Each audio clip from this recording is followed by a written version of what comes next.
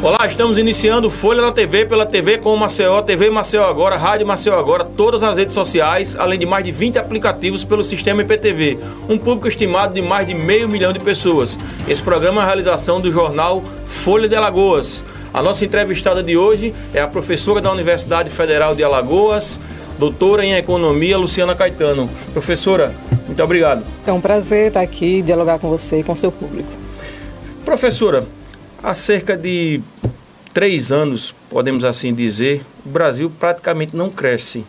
Ali a partir da recessão 2015 e 2016, o que isso objetivamente interfere na vida dos brasileiros? A gente tem aí uma taxa de crescimento negativa em 2015 e 2016, que beira ali 7,5% do PIB, ou seja, um recuo do PIB de 7,5% nos 2 anos, e a gente não teve nos anos seguintes nenhum movimento de recuperação que nos permita pelo menos chegar até 2014, ao patamar de 2014, porque o crescimento de 2017 ficou em torno de 1%, e 2018 também, e em 2019 vai ficar muito próximo de zero. Ele já foi reajustado para baixo várias vezes, então a gente tem aí uma taxa de crescimento muito próxima de zero, e esse não crescimento, ele é resultado de uma política de austeridade fiscal que já é implantada ali em 2005, quando Dilma Rousseff coloca o Lévy como ministro, e aí você tem um corte já de gastos públicos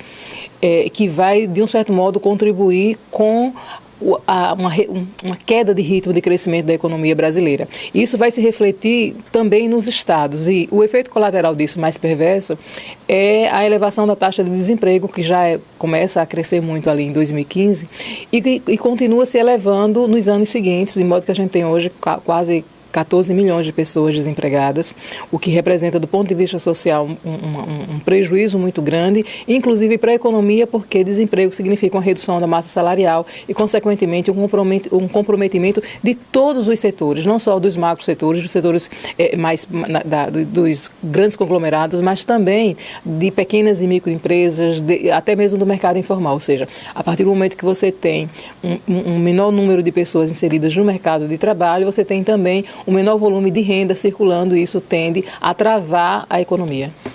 Como a senhora analisa o que o governo tem feito para reverter esse caso até o momento, né? Temos 6 meses apenas de governo, mas como a senhora avalia? A senhora vê como positivo, o governo sinaliza positivamente para a gente reverter esse quadro? Porque a senhora falou de 2014, a gente teve um índice melhor, e se a gente levar em consideração que foi um ano político extremamente conturbado, né? Então, significa dizer que agora a gente tem um ano muito ruim, né? Se a gente não cresce, como a senhora falou, praticamente zero.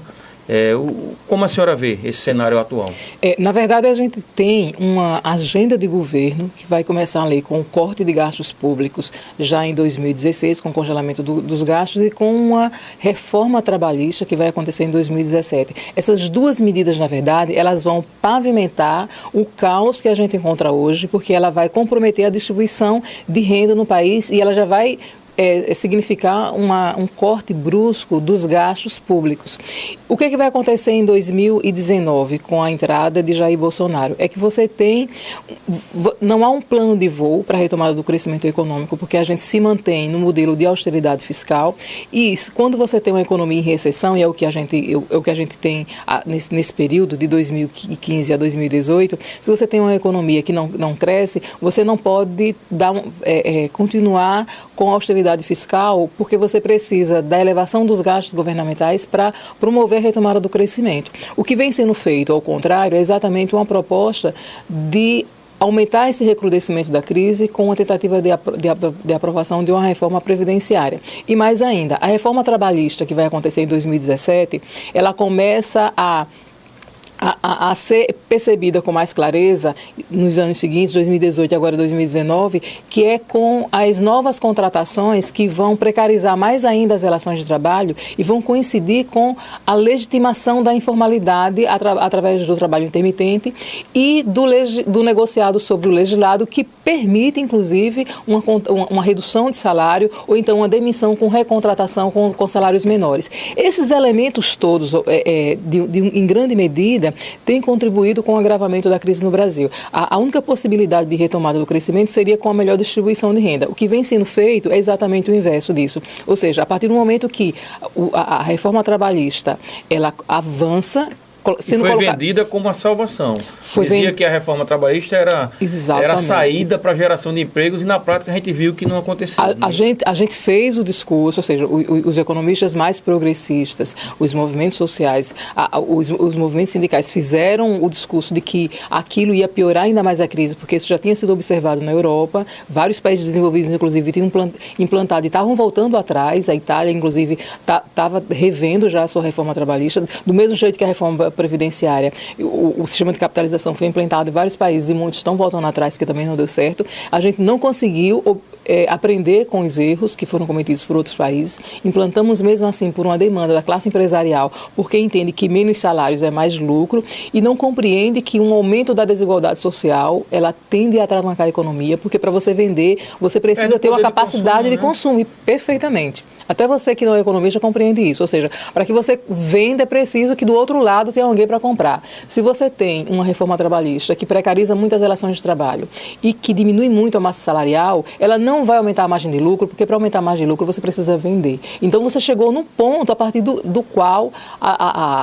o investimento, de um modo geral, tende a cair, e a gente tem tido, desde 2015, uma queda contínua da taxa de investimento, principalmente no setor industrial. O setor industrial agora em maio, foi anunciado ontem, caiu mais de 2% em relação a abril e vem caindo continuamente, ou seja, se a gente não tiver uma retomada dos investimentos no setor industrial, é muito pouco provável que você tenha um rebatimento positivo nos outros setores. Inclusive essa semana, professora, permita-me, eu vi que pela 18ª vez consecutiva, a expectativa de crescimento do PIB, né, ela é baixada. Foi reajustada para baixo, exatamente. Para baixo. O que é que isso significa também na prática? Não, significa que a sinalização que está sendo dada para a classe empresarial não adianta vocês elevarem investimentos porque não vai ter possibilidade de crescimento e as cadeias produtivas que são articuladas, elas estão comprometidas. Então, obviamente que o estado de pessimismo hoje da classe empresarial, seja no setor de serviço, no comércio ou no setor industrial, é exatamente muito negativa, o que significa que essa taxa, que hoje está prevista para 0,8, pode ficar muito próxima de zero.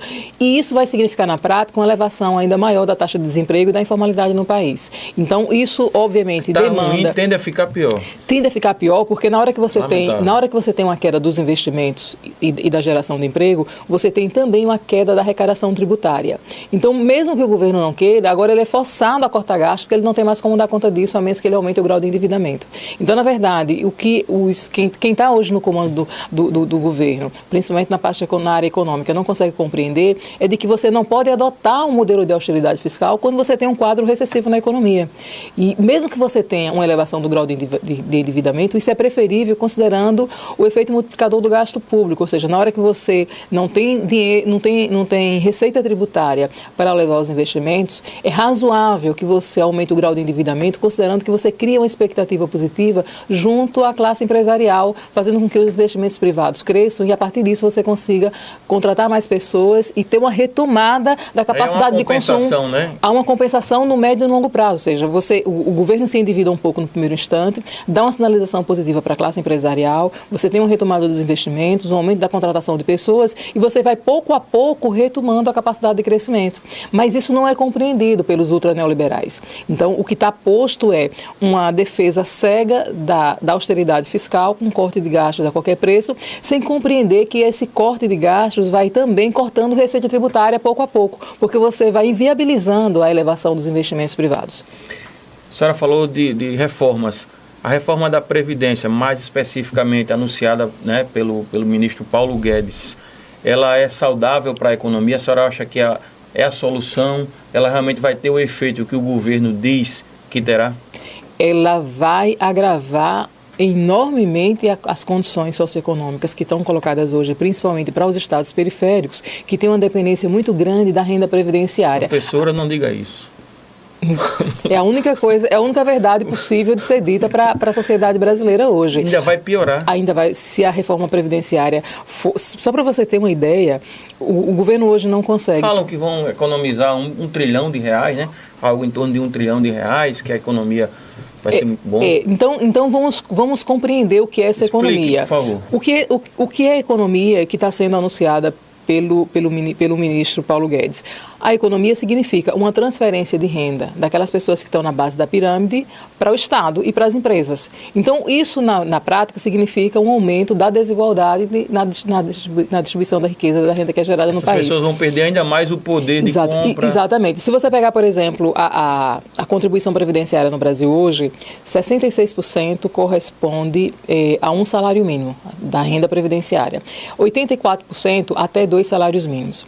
Desse 1 trilhão e 260 bilhões previstos, que agora baixou para 900 e poucos bilhões, 84% está entre rendimentos de até 2 salários mínimos, com um agravante de que a gente vai ter tem uma proposta de redução do BPC, que agora parece que está sendo revista, e você tem também... Seria aqueles R$400, né? Isso a partir dos 70 anos, exatamente, que passaria a ser um salário mínimo. E você tem um agravante que é a da não cumulatividade de pensão e aposentadoria, desconsiderando que essas duas rendas estão atreladas a uma contribuição prévia e que não dá-la integralmente a quem a ela tem direito, significa o Estado se apropriar dessa contribuição, porque foi feita uma poupança compulsória. Então, se você é aposentada e você fica viúva, você tem direito a essa pensão. Por quê? Porque alguém contribuiu para isso. Se alguém se apropria disso... O cônjuge, né, falecido, contribuiu exatamente. Então, o que é justo que você receba pelo que ele contribuiu. Perfeito. Isso, inclusive, é inconstitucional. Eu não sei como é que um negócio desse pode passar. Ou seja, se 2 pessoas contribuíram ao longo de suas vidas para 2 rendas de aposentadoria e se uma delas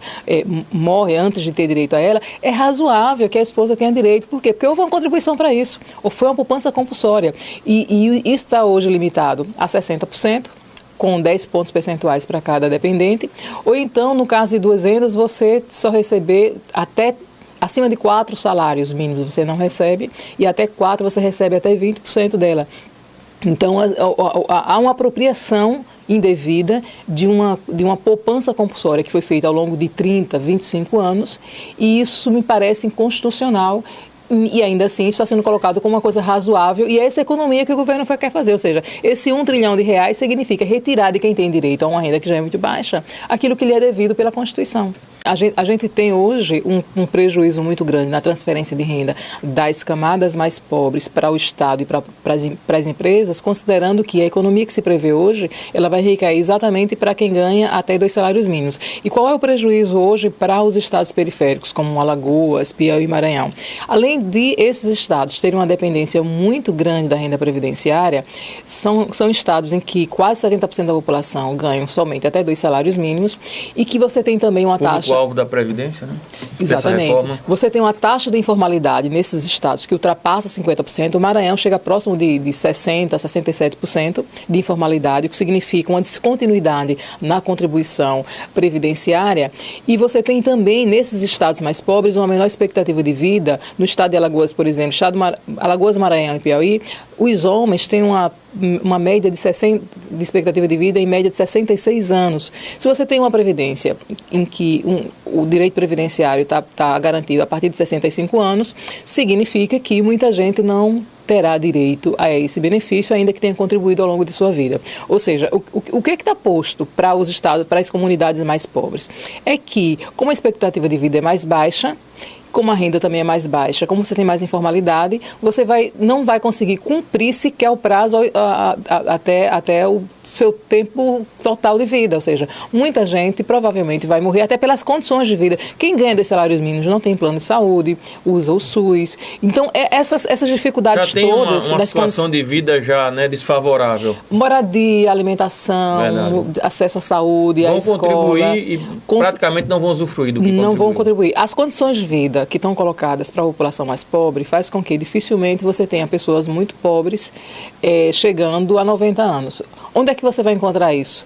Nas classes mais abastadas, ou seja, você tende a agravar as desigualdades sociais no Brasil a partir dessas que não basicamente que estão blindadas. Atingidas, né? Serão blindadas. Pois é, as classes que já têm uma renda muito alta, elas estão blindadas com a capitalização que o Paulo Guedes tanto defende, professora. Como a senhora vê? A capitalização é outro tiro no pé para a sociedade brasileira. Primeiro que ela já deu errado em vários países onde ela já foi implantada. E ela vai significar uma contribuição, uma poupança, é como se fosse uma aplicação financeira em que você faz uma aplicação de longo prazo de 30 anos, com a taxa de rentabilidade muito baixa e dando ao mercado financeiro uma carta branca para fazer a gestão desse fundo ao longo desse tempo e correndo os riscos de que essa aplicação dê errado. Então, essa é a condição que está colocada hoje para a população brasileira, inclusive considerando que se você tem uma descontinuidade de contribuição, significa que você vai comprometer também o teu rendimento lá no final. Ou seja, se você tinha o que a gente tem hoje é um sistema solidário em que tem a contribuição do empregador, do trabalhador, inclusive do aposentado para servidor público. Concurso de prognóstico, né? As loterias, a contribuição sobre o lucro líquido, a COFINS, que foi criada com esse fim ali na década de 90, exatamente para bancar, PIS. Então, você tem hoje várias fontes de renda que bancam a Seguridade Social. E você tem vários direitos além da Previdência, né? Auxílio doença, você tem vários, o abono salarial, você tem vários...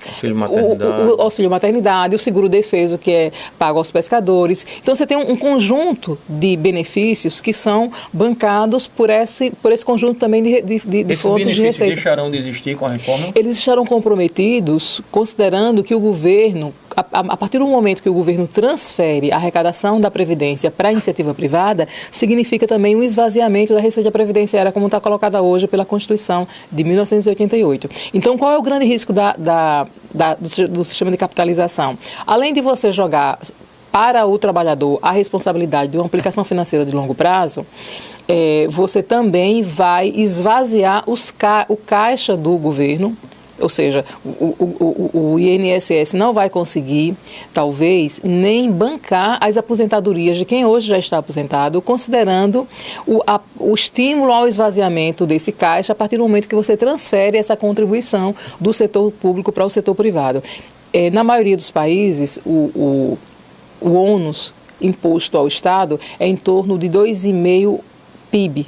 Se você considerar que o PIB do Brasil hoje é de 7 trilhões, 2,5 vai dar aí algo em torno de 17 trilhões, ou seja, você faz uma economia de R$1 trilhão, mas você tem aí um pedágio até um processo de transição de aproximadamente 17 trilhões de reais. E isso não está sendo colocado para a população e nem está sendo colocado o risco de as pessoas que hoje estão aposentadas não conseguirem receber as suas aposentadorias em razão de um esvaziamento do caixa do Estado. Para a gente aqui tem um país que é muito simbólico nessa discussão sobre capitalização, Chile, que é o Chile. Qual é a real situação do Chile, professora? Pois é, a situação do Chile hoje é que muita gente tem um rendimento previdenciário em torno de metade do que corresponde lá ao salário mínimo. O que significaria hoje aqui nós temos R$500 de renda para algumas pessoas. E aí é aquilo que eu falo para você. Como é uma aplicação financeira de longo prazo, o rendimento final vai depender da minha contribuição mensal. Se você fica desempregado por muito tempo e não consegue contribuir, obviamente que isso vai comprometer o teu resgate lá no final. Ou seja, você altera completamente o sistema, transferindo para o trabalhador todos os riscos de uma aplicação financeira como qualquer outra. Então, isso, na verdade, tira o caráter da Seguridade Social e, obviamente, também inviabiliza para o Estado honrar o compromisso com relação a quem se aposentou, a quem entrou no Estado, quem entrou no mercado de trabalho há mais tempo e tem direito a uma aposentadoria integral conforme as regras que prevaleciam no passado. Professora, eu vou fazer uma pergunta, peço que a senhora responda somente após o intervalo, por favor. Uma possível saída da Braskem aqui do estado de Alagoas, podemos dizer que é uma tragédia para a economia local? A gente volta já.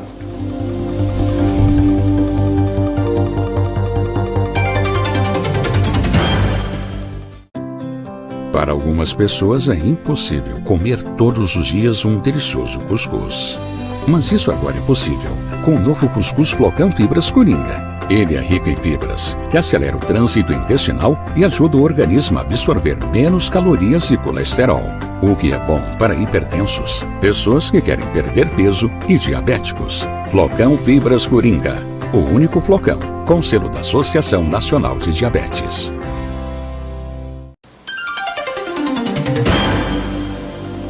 Olá, estamos de volta com Folha na TV, pela TV com Maceió, TV Maceió Agora, Rádio Maceió Agora, todas as redes sociais, além de mais de 20 aplicativos pelo sistema IPTV.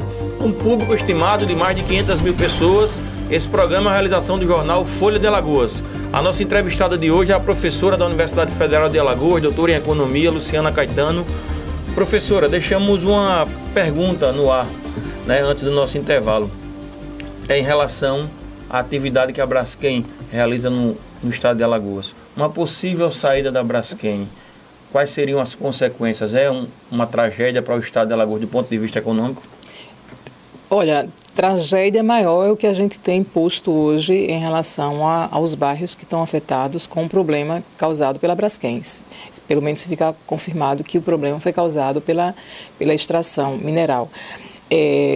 Claro que uma saída de qualquer empresa, ainda mais uma empresa do porte da Braskem, vai ter efeitos colaterais para a economia alagoana, cuja atividade industrial tem como setores mais fortes o setor sucroalcooleiro e a indústria química. Então, sem sombra de dúvida, não adianta a gente dourar a pílula e achar que isso não vai ter consequências do ponto de vista econômico. Verdade, muitos empregos diretos e indiretos. Indiretos, exatamente. Então, você tem aí uma cadeia produtiva mais ou menos articulada, então, obviamente que isso vai ter... Tem consequências e não muito boas, são ruins. Desemprego, arrecadação, fornecimento de matéria-prima a outros setores que também dependem de produtos que são gerados pela Braskem. Entretanto, o que está posto é quais são os efeitos colaterais de manter a Braskem e de tirar a Braskem. Para mim, a tragédia maior foi a gente não ter feito o monitoramento dos efeitos colaterais produzidos pela Braskem, considerando a situação de alguns bairros hoje extremamente prejudicados com essa tragédia que está posta. Eu não tenho muita competência para tratar da questão dos impactos que estão colocados hoje para o bairro do Pinheiro, para Mutange, para Bebedouro. Essa não é a minha área.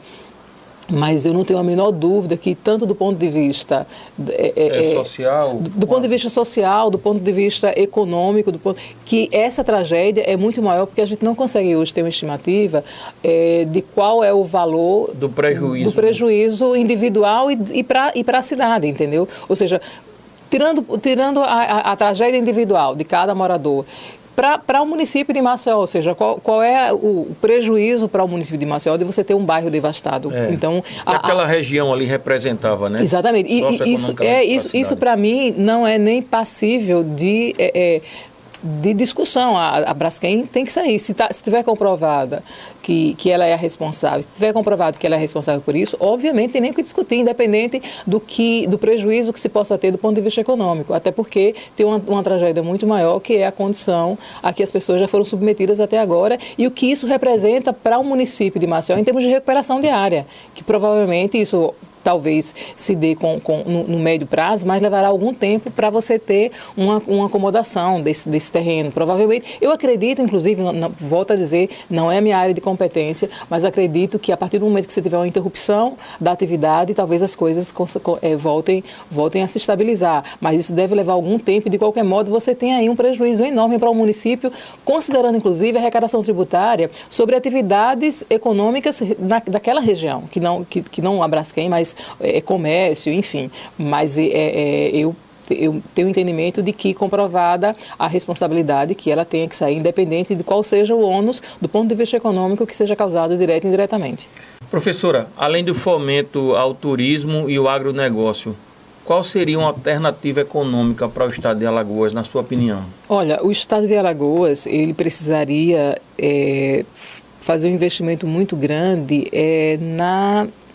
em empreendimentos de pequeno porte e preferencialmente de forma descentralizada, mas organizando cadeias produtivas, de modo que a gente pudesse ter a geração de emprego não apenas nas duas, Maceió, São Miguel dos Campos e Arapiraca, mas também nas outras micro-regiões. Se a gente compara, por exemplo, os indicadores econômicos por micro-região, você vai perceber que o PIB do estado de Alagoas está concentrado nessas 3 micro-regiões, Arapiraca, São Miguel dos Campos e Maceió. É importante que a gente tenha um projeto de governo que consiga pensar ao estado de Alagoas na sua totalidade, inclusive identificando... E transferir investimentos para essas outras regiões. Identificando atividades possíveis de serem realizadas e organizando essas cadeias produtivas. E uma outra coisa importante que precisa ser feita é uma articulação com os outros estados nordestinos, criando um bloco para que a gente consiga se fortalecer economicamente, considerando que, da década de 30 até os dias atuais, o que a gente teve foi uma intervenção muito grande do Estado Nacional favorecendo as regiões sul e sudeste, seja com investimentos diretos em empresas de grande porte, seja com investimentos na infraestrutura logística. Então, é importante que a gente tenha uma representação parlamentar que possa brigar por isso, por investimentos de grande porte do Estado Nacional, que é responsável pela maior arrecadação tributária do país, para que faça uma compensação às regiões Norte e Nordeste, comparando o que foi feito ao longo da história, de 70 até os dias atuais, favorecendo as regiões sul e sudeste. E isso resultou numa concentração industrial muito grande, principalmente no estado de São Paulo, e o que a gente precisaria hoje é de uma redistribuição da atividade produtiva no país, favorecendo de algum modo, ou pelo menos compensando, não diria nem favorecendo, mas compensando pelo investimento que foi feito no passado em outras regiões, essas duas, Norte e Nordeste. Mas para isso acontecer, é preciso que os parlamentares e governadores dessas duas regiões assumam o protagonismo e briguem por isso, para que a gente consiga ter uma intervenção maior do Estado Nacional, investimentos em portos, aeroportos, em rodovias, no que for necessário para a gente ter melhores condições de produção e de estruturação para a atividade produtiva no país.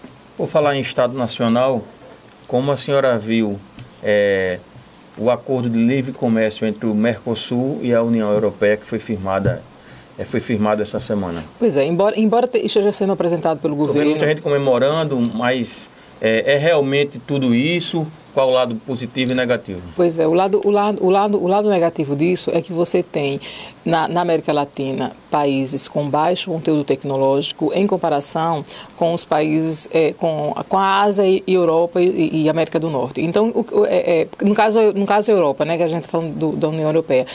Então, a partir do momento que você tem um acordo para redução de 92% dos produtos que são negociados com a União Europeia, obviamente a gente tende a ter um prejuízo muito grande em termos de redução de reservas de mercado para empresas nacionais dos países signatários. Alguns setores já disseram estarem preocupados. A indústria automobilística já reclamou. Então, assim, e vai ter outros setores, obviamente, principalmente aqueles que concorrem diretamente com a Europa e que tem a União, e que tem o Mercosul como um mercado, uma reserva de mercado importante para o fortalecimento dessas empresas. Então, a partir do momento que você tem uma proposta de redução de barreiras tarifárias para países que são muito fortes em conteúdo tecnológico. Esse mercado que era reservado aqui aos países... Exatamente. Ele vai se perdendo pouco a pouco. Vai ser afetado agora pelos países europeus. Exatamente. Então, assim, a gente, na verdade,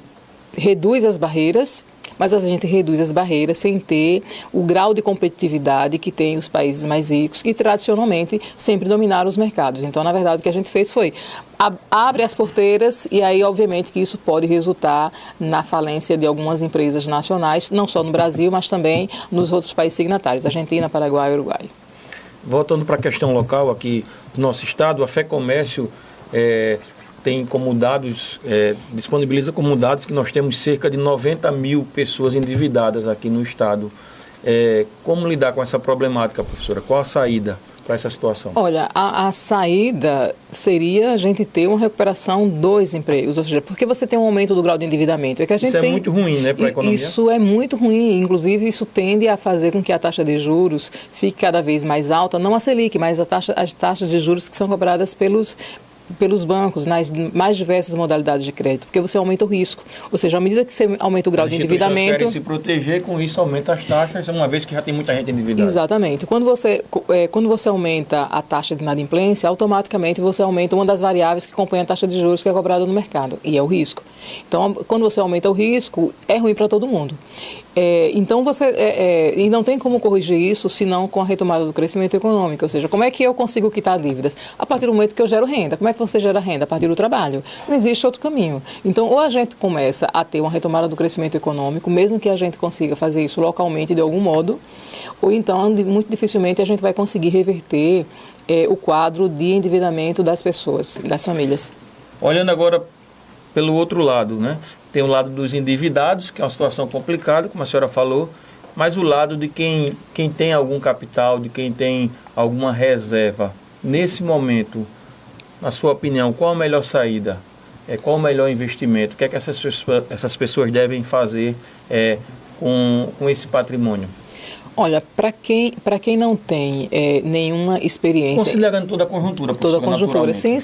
Porque isso vai depender muito de quais são as habilidades e de que conhecimento você tem em que área. Por exemplo, setor industrial, a gente sabe que hoje está complicado, a menos que você tenha uma boa pesquisa de mercado e consiga se articular com setores que já estão instalados hoje na mesma também, região. Mas aí o que é que sobra? Você tem setor de turismo, que ainda você não tem uma dependência somente da renda interna do Estado, nem do município, que você tem um fluxo turístico que independe disso e pode ser explorado ainda, tanto na área de comércio quanto na área de serviço. Me parece que a atividade turística, ela ainda sinaliza aí como... Até porque a gente tem ainda no Estado de Alagoas um potencial muito grande de crescimento do setor de turismo. Então, se a gente tiver Então, o turismo ainda é a nossa maior vocação econômica e deve ser assim um setor olhado ainda com mais... Eu não sei se é a maior vocação, mas é um setor importante que precisa ser considerado, que precisa ser bem regulamentado, que tem ainda um potencial muito grande de crescimento, porque a gente tem condições para isso, né? Considerando as riquezas naturais, considerando que alguns municípios ainda não trabalham com isso e podem desenvolver. Você precisa de um bom projeto, precisa de uma articulação, precisa de uma boa comunicação, precisa de que você tenha transporte que possa ter um fluxo contínuo. Então, o aeroporto tem que funcionar, tudo tem que funcionar bem. As rodovias têm que funcionar, ou seja, o turismo não é só você abrir um restaurante. O turismo não é só ter um mar bonito, né? Não, você tem que ter toda uma infraestrutura organizada bem, e funcionando bem para que isso aconteça. Porque uma boa divulgação. Professora, a gente vê falar, e eu acho que a senhora também escuta isso por aí, que Alagoas é uma cidade um estado, né, tão bonito. Maceió é uma cidade linda, né, cidade de sorriso. Alagoas é um estado belíssimo de norte a sul, né, com essa diversidade toda, né, de meio ambiente, de lagoas, de rios, de mares. Mas é muito comum a gente ouvir falar que um estado tão bonito, mas que não oferece, né, a infraestrutura que deveria oferecer para que a gente possa ter mais turistas, enquanto outros lugares, né, que não tem tanta beleza, mas por oferecer essa infraestrutura, né, às vezes consegue levar mais turistas por esse efeito, pela ação humana, assim, digamos, né? A gente parece que o nosso turismo é muito pela ação da natureza, né?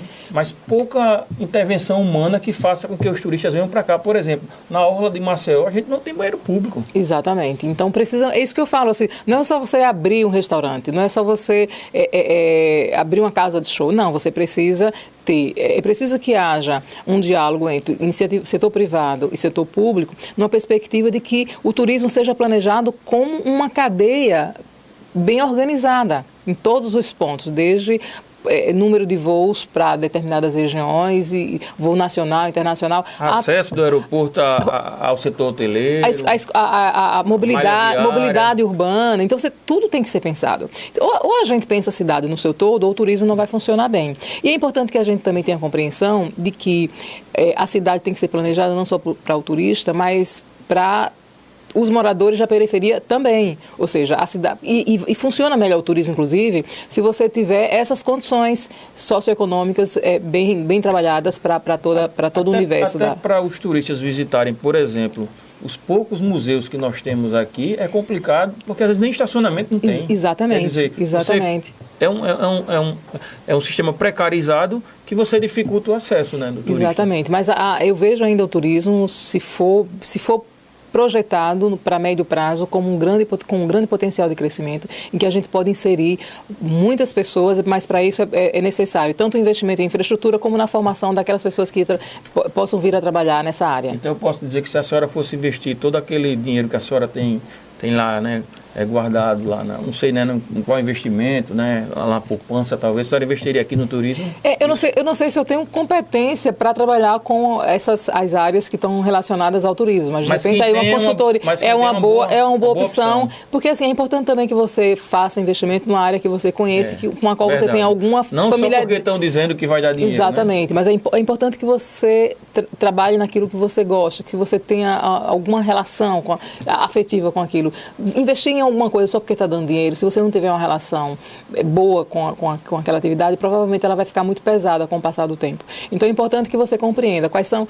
O que é favorável? Uma pesquisa de mercado ela é extremamente importante, por mais simples que ela seja, mas é importante que você tenha um olhar sobre o setor no qual você quer investir para saber se efetivamente cabe mais uma pessoa, mais um empreendimento naquele setor. Então, se existe demanda, ou então fazer pesquisa de opinião para saber o que as pessoas querem. Então, às vezes as pessoas fazem investimento às cegas, achando que ofertar vai ter uma demanda garantida. Isso não é verdade. Fundamentada só no conhecimento empírico, né? Eu acho que isso vai dar certo. É bom compreender isso. A oferta não assegura a demanda. Eu preciso compreender o que demanda é essa, né? O que é que o outro quer, para que você se adeque e você tenha êxito no empreendimento. Isso é a coisa mais importante. Eu ofertar simplesmente não vai me assegurar o êxito. Eu preciso saber o que é que as pessoas estão precisando. Professora, diante do que vimos até agora, como a senhora vislumbra a questão macroeconômica do país nos próximos 3 anos e meio, ou seja, no restante, né, todo esse resto de período do governo Bolsonaro? Olha, eu tenho lá no fundo, bem fundo, uma esperança de que esse governo caia antes dos 2 anos.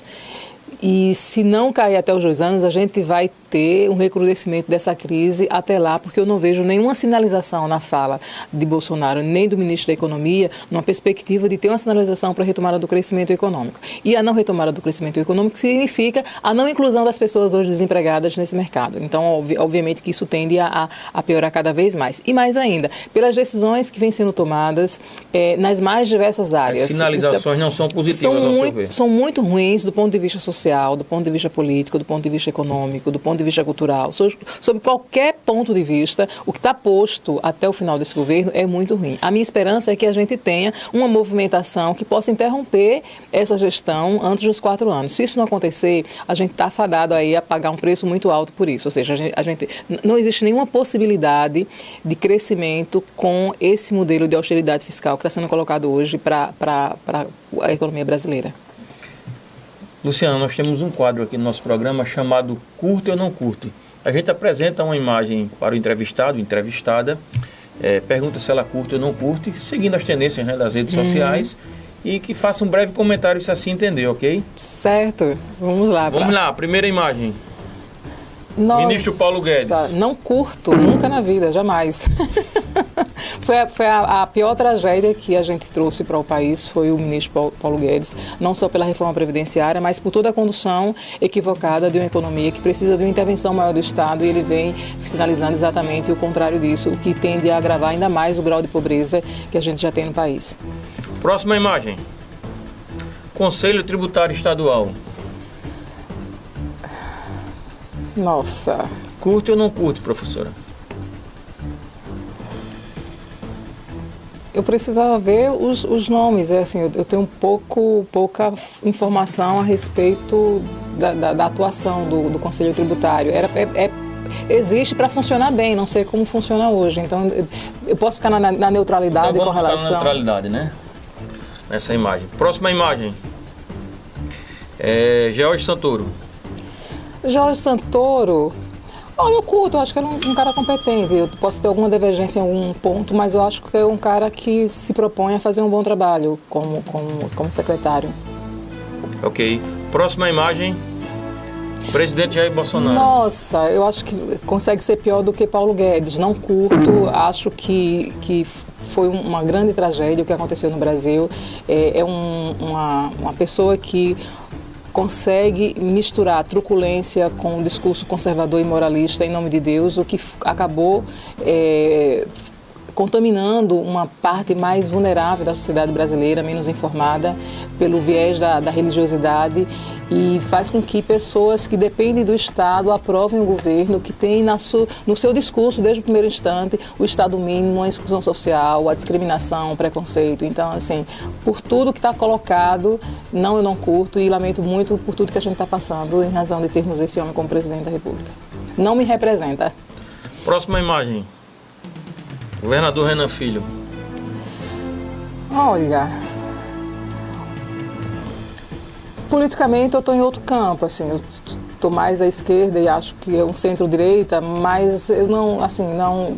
Eu ficaria na neutralidade também. Eu acho que tem se esforçado para fazer um trabalho razoável. Agora, tem alguns questionamentos com relação a algumas decisões, inclusive alguns posicionamentos no que diz respeito à reforma previdenciária. Então, assim, eu curto e discuto, porque tem posicionamentos dos quais eu discordo e eu ficaria na neutralidade para não me ficar num polo ou em outro. Eu quero ressaltar que eu tenho divergências com relação a alguns posicionamentos, mas eu acho que tem se esforçado para fazer seu trabalho, enfim, mas eu deixo registrado que não concordo, não curto plenamente nem discuto plenamente. Então, só deixar isso pontuado. Entendi, perfeitamente. Professora, quero aqui agradecer a participação da senhora. Dizer que é sempre bom, eu sempre reitero isso, foi uma excelente entrevista, reitero o quanto é bom pessoas com conhecimento, pessoas que estudaram, que pesquisaram, que têm conteúdo, que têm o que dizer, né? Independentemente do campo político e de questões ideológicas, mas que traz consigo um conhecimento técnico, né? E aí com isso dá uma grande contribuição para a sociedade. Então quero agradecer aqui a participação da senhora, renovar o convite para que esteja aqui com a gente em outras oportunidades, porque é um tema muito importante e que precisa de pessoas que tenham conhecimento, né? Porque é um tema importante, mas ao mesmo tempo um tema técnico, né? Que nem todo mundo está apto a falar, né? Sobre isso, precisa conhecer. A gente vê muito estudioso aí nas redes sociais que pouco entende, mas sabe tudo, né? Dá opinião sobre tudo. Então a gente precisa ouvir de quem realmente conhece. Então eu agradeço, reitero o convite e deixo um espaço para que a senhora faça suas considerações finais, por favor. Eu que agradeço pela oportunidade, foi muito bom estar aqui e espero vir outras vezes. E foi muito bom dialogar e falar não só de economia, mas falamos de política, falamos de outros temas. Então fico à disposição e agradeço muito. E eu quero só deixar um recado para as pessoas, porque as pessoas nos últimos anos têm se colocado apáticas à política, e eu só quero dizer que o único modo de nós mudarmos a sociedade é através da política. Não adianta a gente se furtar dessa responsabilidade, porque tudo o que acontece no nosso mundo vai se dar pelo viés político. Então é importante que a gente compreenda, que a gente faça a leitura, que a gente compreenda quem está disputando, porque só através da decisão política e da pressão, inclusive, as pessoas que você escolhe como representante, é que a gente pode mudar a nossa realidade. E nesse sentido, a responsabilidade das associações de bairro, dos movimentos sindicais, enfim, é importante que a gente se organize enquanto sociedade para que a gente transforme o nosso espaço num espaço melhor. É verdade, professora, não dá para entregar a chave do cofre e sair de perto, né? Tem que acompanhar, porque você depende dessas ações, né, dessas pessoas para mudar a sua vida, a vida dos seus amigos, da sua comunidade. Perfeito, e é um equívoco achar que política é coisa de quem disputa a eleição. Política é coisa de toda a sociedade e nós participamos dela. Nós, mulheres, inclusive, brigamos muito para termos direito a voto. A sociedade brasileira é uma sociedade em que pobres e negros e mulheres não tinham direito a votar em algum momento. Então é importante que a gente compreenda a responsabilidade e a importância do voto e do protagonismo político. Preciso debater político, preciso ler, preciso me informar. Sai um pouquinho só da TV, lê mais, conversa mais com as pessoas, que é importante que a gente se instrumentalize numa perspectiva de que a gente tenha um bom debate, que a gente tenha um bom posicionamento. E mais ainda, de que eu me posicione no lado certo e de que eu defenda a pessoa certa, porque às vezes você levanta a bandeira exatamente de alguém que está lutando contra os seus direitos. Ok, professora, agradeço mais uma vez. Obrigado a você pela audiência. Folha na TV, o nosso compromisso é com a verdade.